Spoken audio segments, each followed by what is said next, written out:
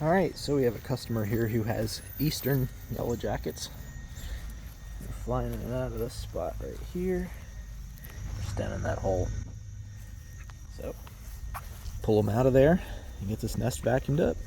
So this client had actually gotten attacked by this colony. He was mowing his grass with his riding lawnmower, drove right over the thing, didn't know it was there, and then got attacked. He's actually allergic, so it was super important we got this nest out for him. Get all my stuff set up here and getting ready to start vacuuming up. So when I do these removals, I start by removing as many of the foragers as I can. So that's returning foragers and ones leaving the nest to go forage. There are thousands of yellow jackets in these ground colonies, so the most important thing is to do damage control. Reduce the population before I start digging the nest out of the ground. So I set the vacuum nozzle perpendicular to the entranceway of the nest and start banging on the top of the ground where I think the nest is, and that vibrates, it sets them off, and they start leaving the nest to try to attack whoever the threat is. So that vacuum nozzle's sitting there, they don't see it, so they want to take off and fly. But if they notice that there's something amiss about that entranceway, they will not leave the entranceway, and they'll stay inside the tunnel and try to figure out when they can actually leave. Amazing how they wait until the vacuum kind of moves away from the entranceway before they fly out. So I start pounding on the ground and just keeping as much vibration going on to the top of the nest as possible. So even though they don't want to come out, the vibration does set them off either way, and then they do eventually just fly out and they get vacuumed up right away. And they'll still reluctantly come out and try to attack, and then he gets sucked up right into the vacuum nozzle. Have the queens come out of here. Alright, so as you can see, I'm sitting this back from the entranceway. That way these foragers can come back too. The foragers can't get in, they just linger in the area. We don't really want that. So I don't want to block the foragers from being able to get back down to the nest to be sucked up by the vacuum. It's not because they're going to fly out and start another colony somewhere. It's just because I'm trying to do damage control and reduce the population, and the more that they swarm, the longer it's going to take. So you can see there's a lot of queens in this colony that are coming out of this entranceway, but they're not truly queens yet. A better term for them are reproductives.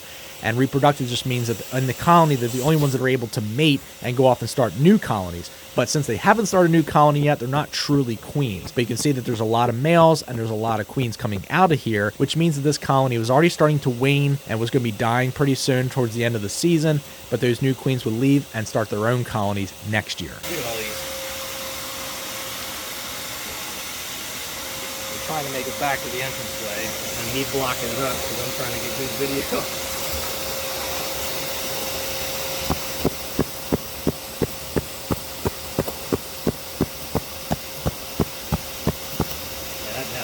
Gotta be like right here. Another queen. Another queen. Another queen. There's a lot of queens. Holy cow.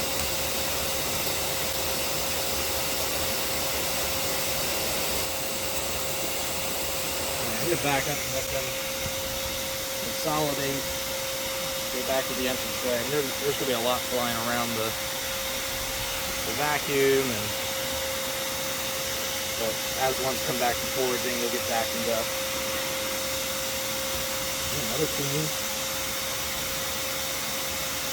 Let the vacuum run for a little bit. Catch a lot of these ones coming back from foraging that are just swarming around now. Let them go down the hole, and we'll start digging this up. This is the part that takes the longest because I'm just waiting for foragers to come back. So I want to collect as many foragers as I can. So this oftentimes takes a little while. Usually give it about 15-20 minutes till everything settles down, and then I can start digging it up. Alright, so the vacuum's pretty much vacuumed up as many of the foragers as I'm going to do for now. So I'm just going to get ready to start digging this thing out. There's still a bunch floating around here, but there's going to be more floating around when I start digging it up, so I might as well just get started. So it's a little bit of guesswork when you're trying to locate a nest. So I kind of just pound around on the ground and try to listen for a hollow spot, but that's not always a guarantee that that's exactly where the nest is. So I was pretty close. I was a little bit off to the side of it, but again, I'm not trying to disturb the original entranceway, and I'm just trying to locate roughly where the nest is at, and then once I find it, then I can just start digging it out and really start vacuuming everybody up. But the vacuum nozzle is staying at the entranceway and getting all the foragers while I'm digging the hole. So it's actually back in there.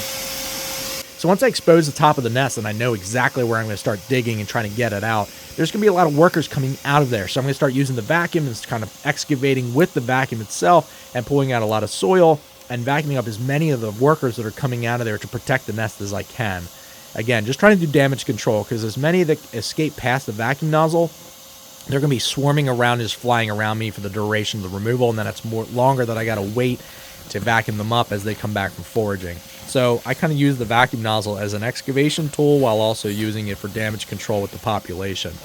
Because again, if I just open up the hole and just start pulling the nest out in one piece all at one time, there's going to be just tons of them flying all over the place, and then I got to wait for them to go back to the entranceway to get vacuumed up. So being a little bit more methodical makes it a lot easier in the long run. You can see there's just a ton just pouring out of this thing. There's a bunch of them all over the bottom. So when they build these cavities, they're digging down, and there's obviously they're exposing a lot of pebbles and stones and things, and those things just drop to the bottom of the holes. That's where you'll see a bunch of stones and rocks and stuff at the bottom. But you can actually hear it if I stop talking for a second. You can hear them buzzing all around that one camera, which is just being inundated with yellow jackets, just flooding it and attacking it and everything else. So listen to that for a minute.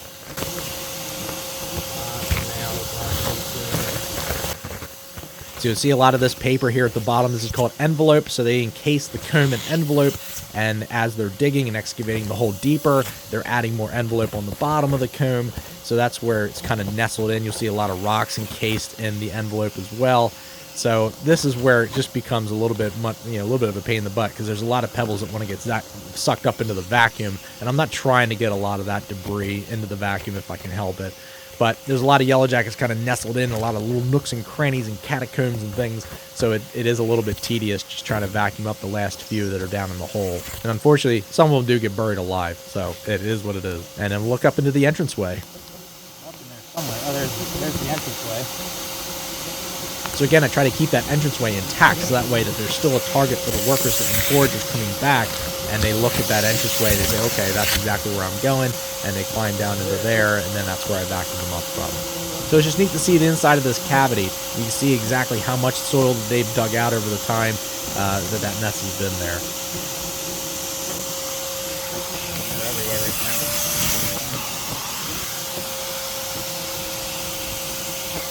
Alright, so I'm going to take this nest apart. Alright, that's the nest. See, they built around a rock. That's pretty cool. These are queen cells. So these would have become new queens. So there's a queen there. More queen cell. Right.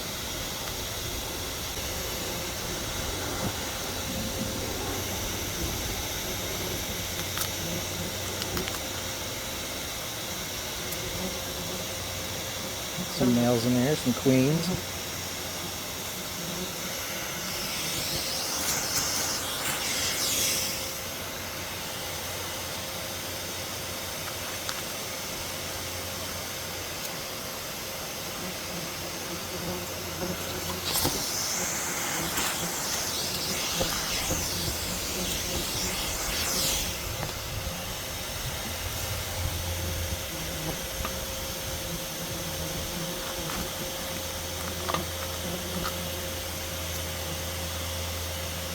Lots of queens.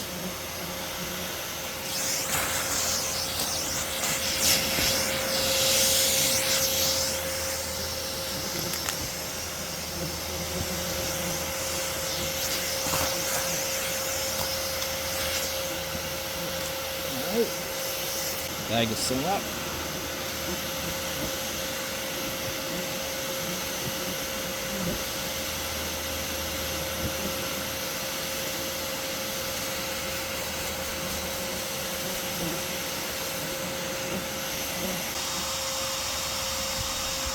Alright, so that's the nest. So I'm going to start filling in this hole. Fill in the hole, and then catch the rest of the foragers coming back from foraging. So this becomes the most time-consuming part of doing a subterranean nest removal, is after I fill in the cavity, I have to put the nozzle back at the entranceway, stand back, and just let all the swarm and the foragers come back and go to that entranceway and get vacuumed up. So sometimes it takes a little bit longer because once they're stirred up for a bit, then, they don't want to go right back to the entranceway. So it does become a little bit tedious having to just stand there and wait for foragers to stop swarming. This one, it probably took me about 45 minutes from start to finish to do this removal. And once I was done, there was only a couple every now and then were coming back from foraging, so they would die off eventually.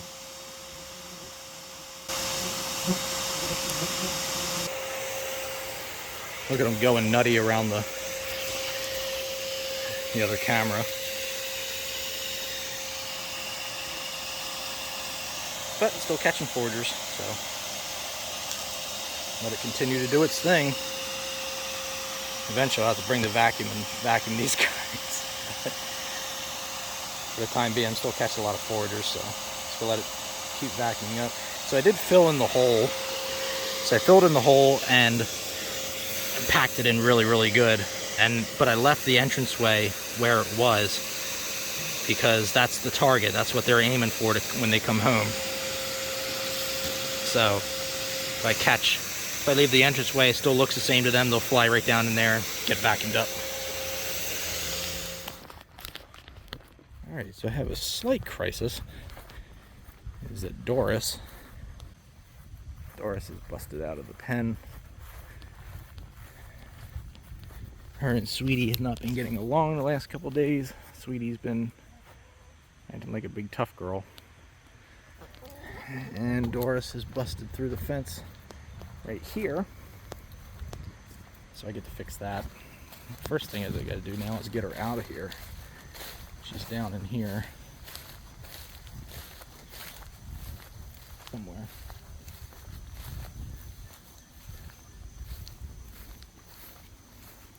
Hello, Doris. Hello, Doris. I got something for you, Doris. Some yummy nest.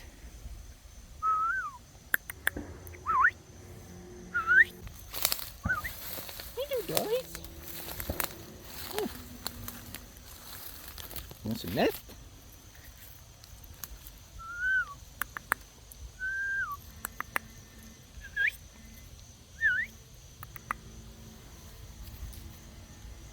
Alright, so I'm going to try to feed her some of this. Ground nest that I just got. This freaking camera's not going to focus. So, let you know how I make out. Hey, Doris. Hey, Doris.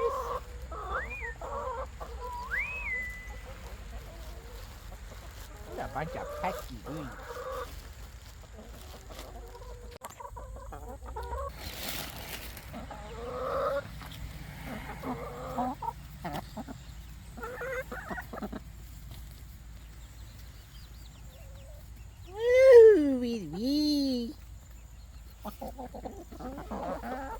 Here you go, Doris.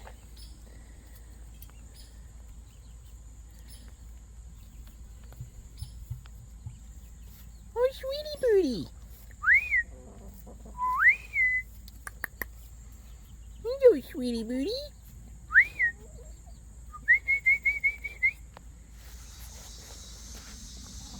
Birdies tore this up already. Here you go, Doris.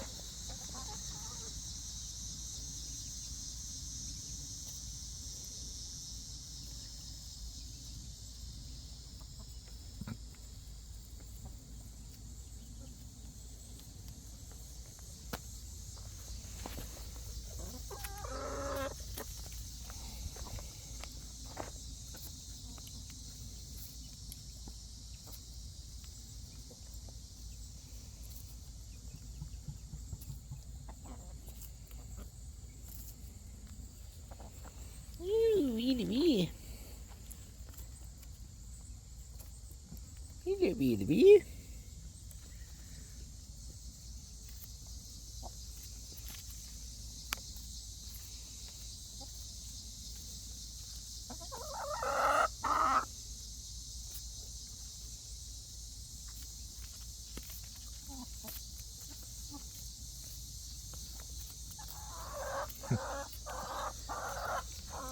Enjoy, birdies.